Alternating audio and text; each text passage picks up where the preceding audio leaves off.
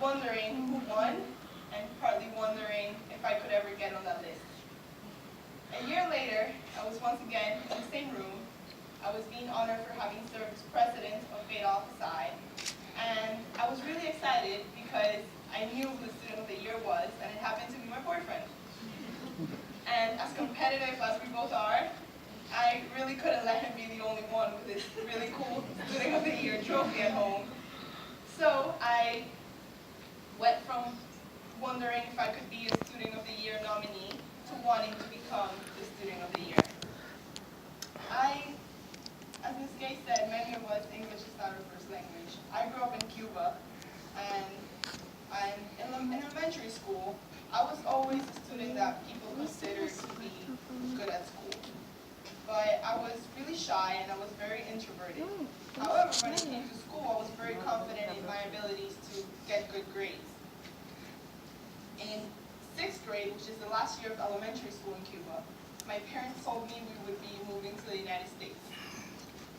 And at the time, I only knew of the United States as just the land of opportunities. And I was excited, but I didn't really know what was ahead. So December 17th, 2003, we moved to the United States. And in January, I started school. 6th grade here was middle school. So I went from being a 6th grade student at a Cuban elementary school to being a 6th grade student at an American middle school. And the only word I can think to describe how I felt was lost. I didn't speak language, I couldn't really make friends, so I did what any reasonable 11-year-old would do. I would put my head down and sneak through my classes. After a few months of ESOL classes, I started understanding English, but as I said, I was pretty shy and very introverted, so I refused to speak English for a few years. And now when I think back of my middle school and high school years, most of it was really a blur. I can't really remember much.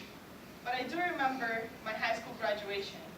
And I remember my dad asking what the cords that the students were wearing, what they signified. And he was told that the cords meant that the students would either be honor students or involved in extracurricular activities.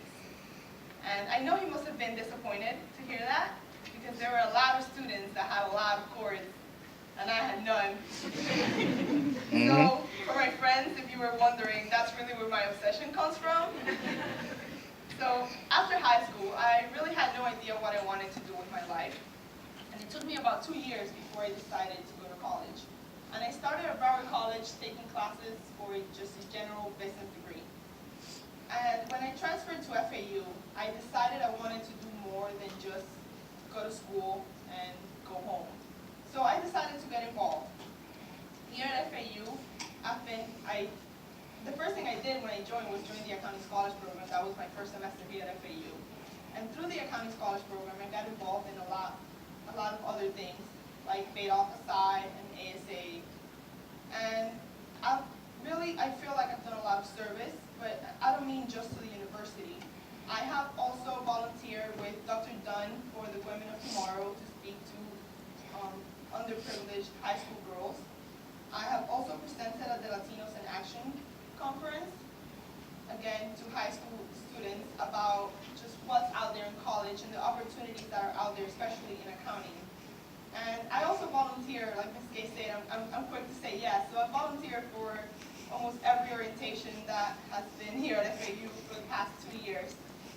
So, through years of being a volunteer, I have learned many valuable lessons.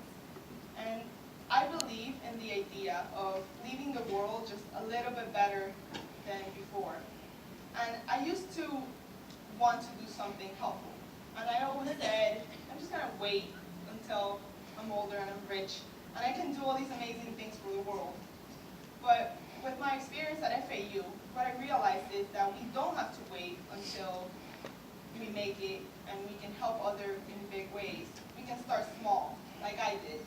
And we can help students get jobs by being officers in student organizations that provide these opportunities.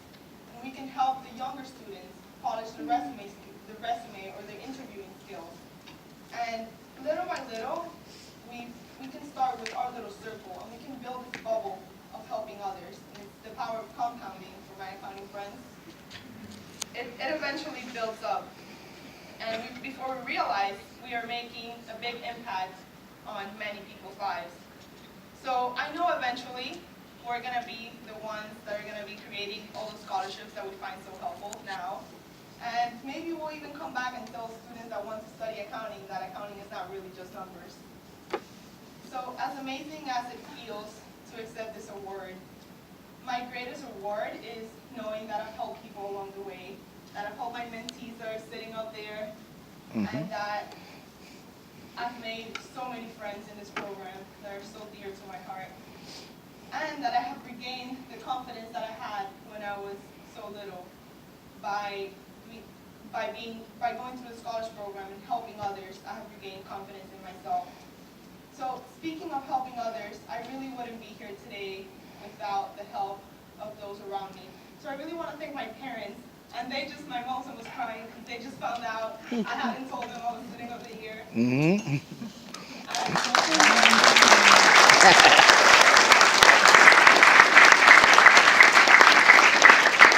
got me a surprise today. And my sister-in-law, my nephew, who are also here, my brother couldn't make it. But they've been just so instrumental in me going through life and just becoming better every time. And I also want to thank my boyfriend for giving me the confidence to actually want to be Student of the Year, and for just supporting me in everything that I set my heart to. And I want to thank my boss. I don't know if he could make it today. He was supposed to be on his way. Oh, there he is! I want to thank my boss for giving me today also. I could be here. Even though we're supposed to be preparing payroll tax returns right now. I'll see you tomorrow. I know, after the 10:40K, I'll be there. He's not kidding, I do have to work tomorrow. And last but not least, I want to thank Reggie. Where are you, Reggie? For letting me live in your apartment, rent-free. I love you.